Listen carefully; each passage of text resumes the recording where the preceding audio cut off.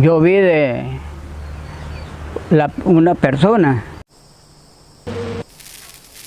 Existen tantos lugares con historias, algunas agradables, otras no tanto. Lo que hoy escucharás aquí es parte de la historia de un pueblo y de eventos paranormales que han marcado la vida de una familia entera. El árbol del terror.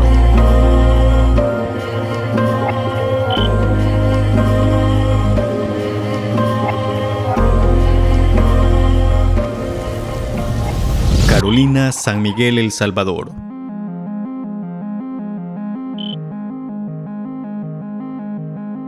Carretera a la ciudad de Carolina existe un árbol centenario que encierra misterio y un par de historias trágicas que descansan sobre sus ramas. Accidentes bajo su sombra, personas que han dejado este mundo en el árbol, espantos a la luz de la luna y diferentes eventos que una familia sufrió mientras vivían justamente bajo el árbol. Los árboles de Amate siempre son sombríos por naturaleza, y no nos referimos a la abundante sombra provocada por el frondoso árbol, sino porque a más de alguno estos icónicos árboles le pueden provocar abundantes escalofríos. Esta historia empezó en la década de 1980, durante el conflicto de la Guerra Civil en El Salvador. Una madrugada, mientras unos trabajadores iban a la finca a cortar café, se encontraron con una escena que los dejó perplejos.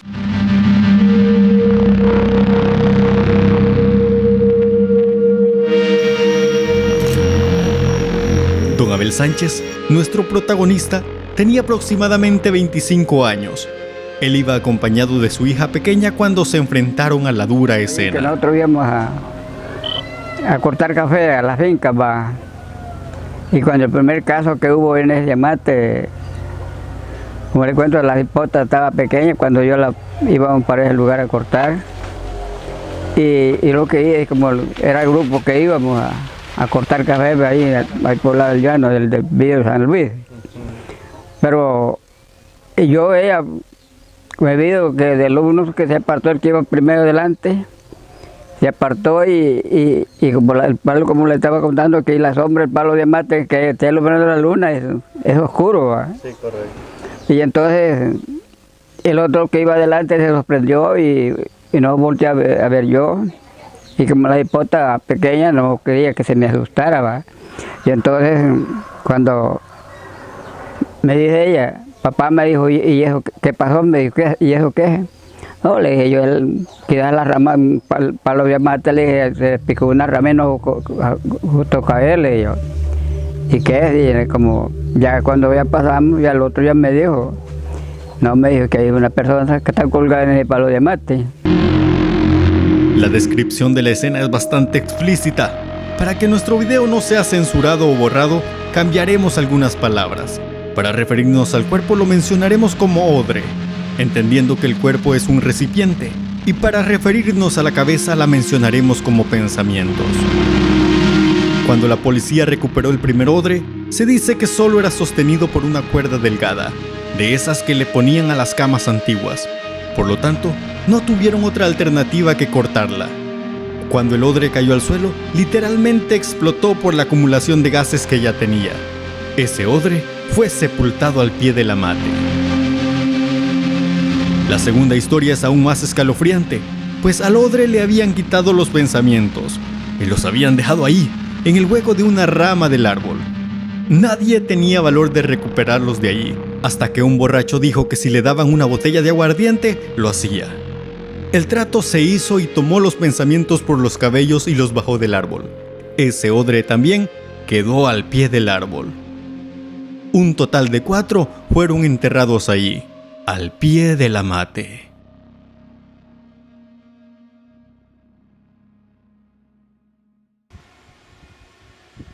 Por cosas del destino, don Abel Sánchez construyó una humilde casita al pie del ya famoso árbol. Eso, aún en contra de los consejos de otras personas que le sugerían no lo hiciera. Había una persona que me vendía un solarcito, un pedacito de tierra. Pero, como le decía yo, como pobre que he sido, pero no he sido tan botado. Y entonces me vendían un pedacito de tierra allí por parece que en 1,000 pesos. Y no se dio cuenta de la gente. Mira, me dijo, y te vas a ir a vivir allí, me dijo, cerca de Palo de Mate. Pero me voy y le dije yo. Yo hice, digamos, vendí la chancha, pero no hubo personas que me ayudaron. Y te vas a ir a vivir, que sos ignorante, ¿Le decían eso por el miedo que tenía? Por el miedo de allí. De lo que había pasado. Ajá. Yo mi casita que hice, la hice de zacate, hermano. Así, cucurucho, así. Empezaron entonces eventos paranormales, como la vez que don Abel pensó haber visto a su esposa juntando aceitunas afuera de su casa, y al entrar se llevó una tremenda sorpresa. Yo vi una persona, pero así como estaba en el pleno verano no había, digamos, de cosecha ni de aceitunas. Yo iba porque nosotros jalábamos el agua de allí donde don Fidencio, el abuelo de las hipotas. Me vine con el cántaro ya en el lomo.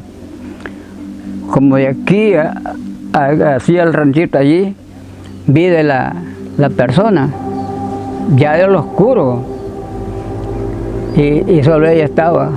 Y le digo yo, llegué a la casa y le digo yo, ¿qué andabas haciendo allí? Le digo yo. Vi a aquella mujer con la gran mecha, que así el pelo. Y entonces, pero bien, y dije yo, ¿y esta mujer qué anda haciendo aquí? Dije yo. Llegué entré y le digo yo, ¿qué andaba haciendo ahí? Le digo yo. ¿A quién? ¿A ella? A ella, sí. Vengo yo y le digo yo a ella, ¿qué andaba haciendo allí? Le digo yo. No, me dijo, y la veo a ella que estaba moliendo ella. Y miraba a aquella mujer que se agachaba, juntaba y echaba. Y le digo yo, y que ahí es una persona, le digo yo, que anda juntando y echa, le dije yo. Y ahora no hay cosecha de aceitunas, le dije yo. Pues, ¿A qué horas eran más o menos? Como a las 7. Como a las 7:30, una cosa así, a las 6:30. ¿De la noche? Sí, de la noche. Temprano. Temprano. Mire, a ratito sentí que el gran ruido que iba para abajo, del Palo de Mate para abajo, una falda así. A ratito se vino aquel gran tufo. ¿A qué? A un tufo como cuando dije donde duermen las gallinas, aquel tufo.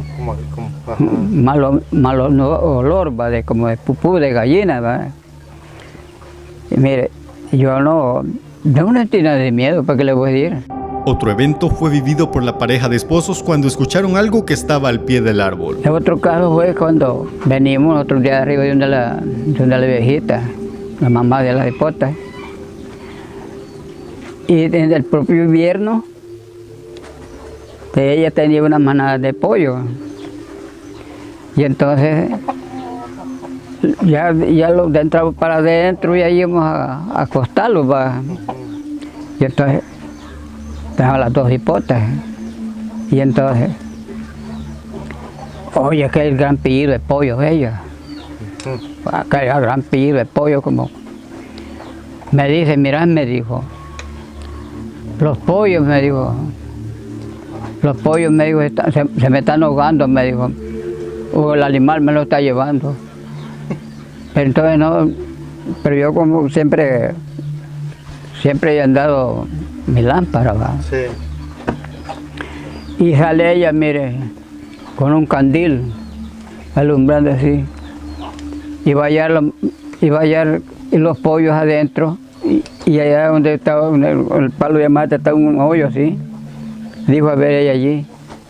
Y no vio nada de pollo y los pollos adentro de la casa. Pero el ruido se escuchaba ahí al pie del palo de mate. Sí, al pie del palo de mate.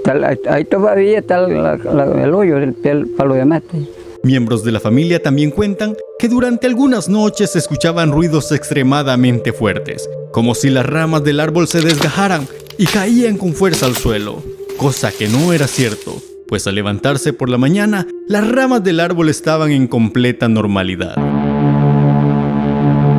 Cuando don Abel nos cuenta el último evento, el cual le postró por muchos días en cama, nos hace pensar que las cosas estaban saliendo de control.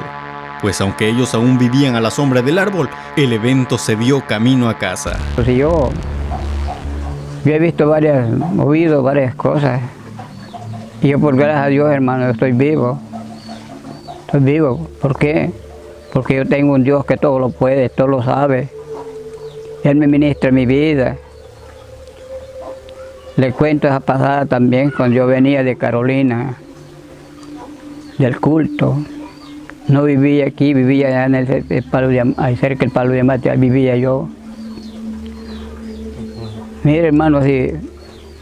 Y ese día me había dicho, hermano Alonso, también vivía Alonso allí, el papá de allí.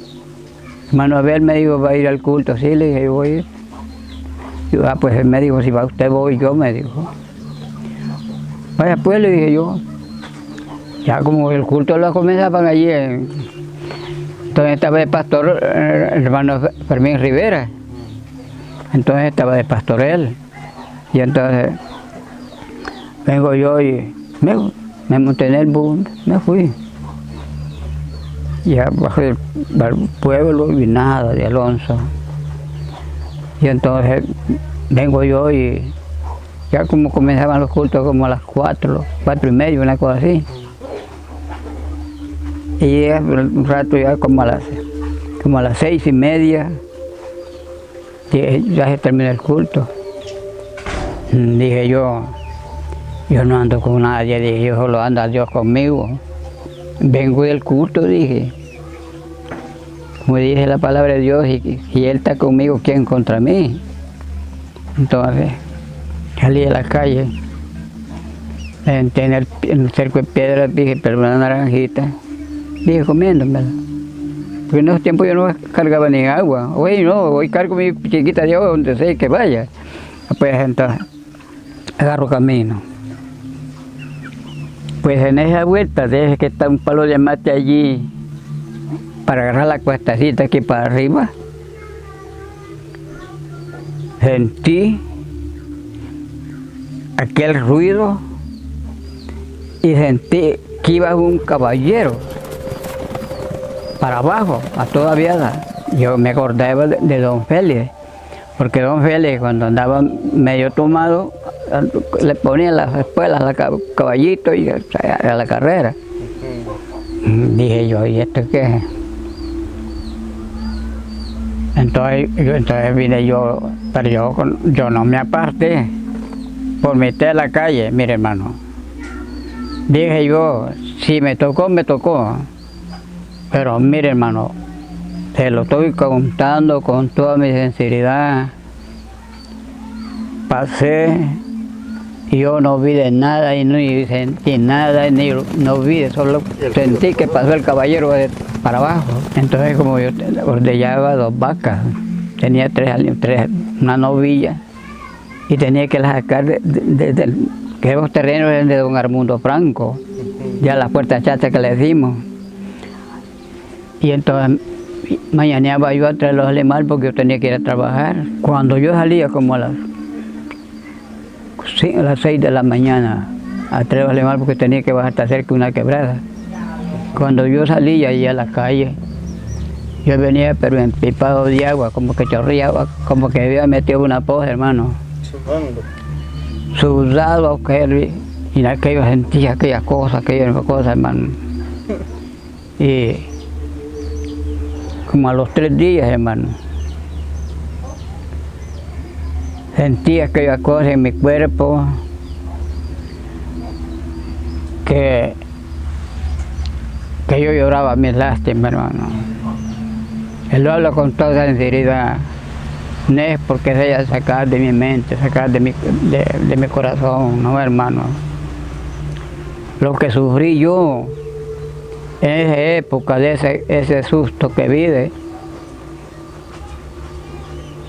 Pasé 3 meses, hermano, 3 meses, postrado en una silla de pita que todavía tengo, eran 2 sillas de pita de nylon. Después de algún tiempo, la familia se movió del lugar, y ahora solo quedan para la historia las amargas experiencias que ellos vivieron. Los transeúntes miran con respeto al árbol, y entre escalofríos y escepticismo se recuerda la historia de una guerra civil que dejó marcado el lugar para siempre.